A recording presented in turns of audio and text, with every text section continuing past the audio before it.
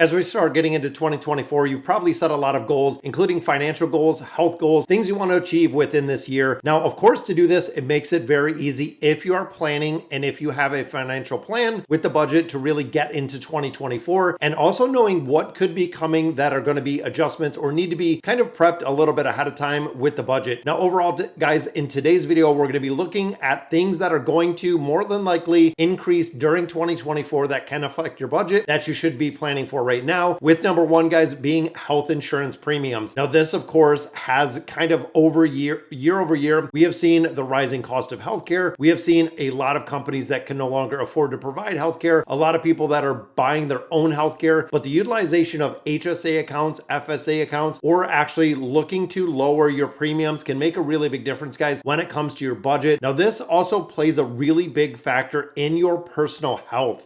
Now, of course, when you're getting healthier, when you're eating better, when you're getting better sleep, when you're getting in more exercise, especially with some of those resolutions, it can and it does lower your premiums, because essentially the companies that you work for, or if you do have independent health, if you are in a much better position, guys, the likeliness that they're going to give you a lower premium is very high. Definitely checking this out, guys. Make sure that you're budgeting some money set aside for the health insurance premiums. And for me personally, guys, I build up my HSA account. We've talked about this before. It is a triple advantage account, meaning that if you put the money in there, you can get a tax deduction for it. When the money grows, it is you don't have to pay taxes on it. And as long as it's used for qualified medical expenses, you don't have to pay taxes on it again. So pretty much, guys, it's tax-free money, which I absolutely love. Now, the big thing is when you build up this HSA account, not using it all right now, I want to get at least probably 30 to 40,000, if not more, in that HSA account. Reason being, number one, it's invested in the market through Blue Cross and Blue Shield, where we have it, through, I believe it's Health Equity. Number two, when we get to those retirement years, when we do have a lot more medical expenses, we are already going to have money set aside that is going to be kind of prepaid. So definitely don't neglect, if you can put money into an HSA, guys, make sure you're putting money in there. Number two, we look at the energy and utilities. If you have seen the water bill, the light bill, the gas bill, they have increased in 2023. We expect another increase in 2024. They really have some adjustments in throughout the entire year. Again, you can see not only the volatility kind of the usage, like when we get into the summer months, we have a lot higher water bill. When we start getting into the winter months, we have a much higher gas bill, the electric bill in the summer that goes with the air conditioning. This is really making sure, guys, that you plan for these adjustments in the budget. I mean, I don't know how many of us can really budget going into the summer months where, hey, save an extra $50, $100, $150 set aside for the electric bill, because that is going to be the price increase to go ahead and run the air conditioner, or having the higher water bills during those months. But again, knowing your budget, knowing exactly what you are kind of month over month, but also year over year on the horizon, and then also the increased costs on that. Now, the other one we see, guys, and of course, this personally affects what I do, car payments. As we have seen car payments that go from average of $450, then it was $500 plus, then it was $600 plus. Now we're looking about $600 to $700 a month. Not only have the increased rates as we continue to see rates go up, the prices of cars have went up incredibly high, guys. I believe it was 2021 in 2022. They were around $36K. In 2023. Average car price was around $48K.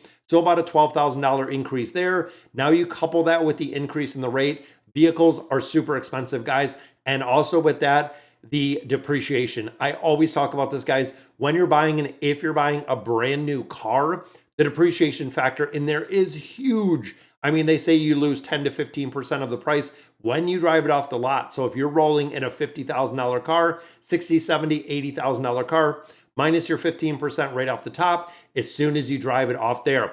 Now, this, of course, goes hand in hand with advancements in technology, safety features, a lot of things that have kind of changed, especially with the manufacturing costs, all of the shipping costs, the parts, even the construction itself. We know the big three here in the United States were actually on strike for a while, wanting higher wages, wanting higher benefits, more compensation, more time off. These go into the price of the vehicles, guys. That is how they make up the difference.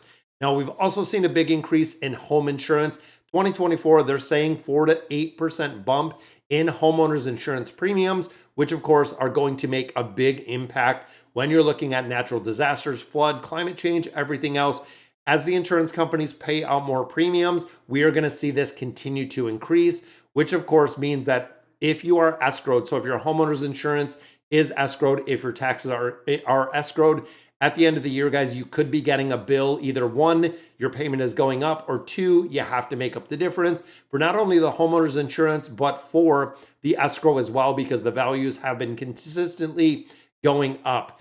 And then, of course, guys, we have the borrowing costs. If you're looking to borrow, if you look at your credit card bill, if you look at where your rate has gone to, it has went up crazy in the last 2 years, guys. In a rising rate environment, it is super detrimental to have that credit card debt, because not only did we see it go to 18 to 20 to 22, I believe it's north of 22% is the average rate on a credit card, which we're sitting at almost $1.1 trillion in credit card debt, which to me is absolutely insane.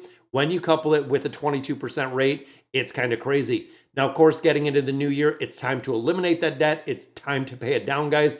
Credit cards, loans, mortgage interest rates have kind of leveled out, and that's kind of what the government has told us. That it's gotten to the point where inflation is slowly coming down. We're seeing the impact of the rising rate environment, and it's going to be kind of stagnant for a while, but that could mean 3 months, 6 months, 8 months. We're going to have to see exactly what Jerome Powell says, which is the Fed chair, to see exactly where this is going to go. And the final one we look at, guys, is rent. If you are a renter, I know a lot of people rent versus mortgage. There's a lot of pros and cons behind these.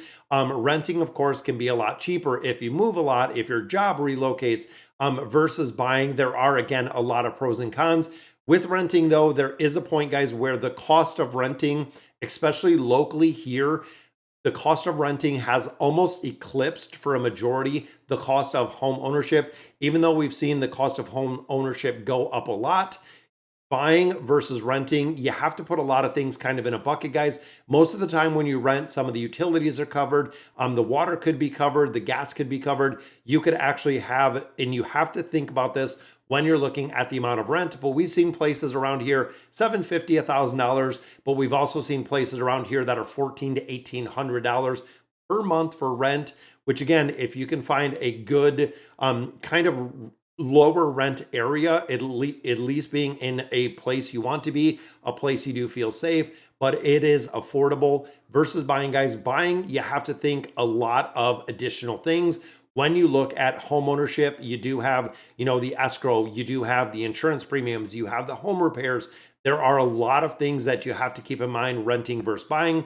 But overall, guys, the cost of rent is going to go up. Not only is the mortgage insurance rates, as we see them going up. So if you do want to buy a home, but the rent has also went up quite a bit. Now, there's been a recent uptick in the apartment buildings to really help with the supply and demand, meaning that a lot of the apartment buildings we have out there are full. And we've seen this quite a bit. They've actually been building a couple of those around this area. But guys, have to plan and have to budget for what things are going to be going up in 2024. And you know what? Even if you budget a little bit higher and then it comes in lower, you know what? At the end of the month, guys, you're going to have that extra money sitting in an account that can go into debt repayment, that can go into a couple different buckets. Making the most of every single dollar is what we're focusing on. All right, guys, so that is going to do it for this video. Let me know in the comments what you guys think. And as always, thank you guys for watching.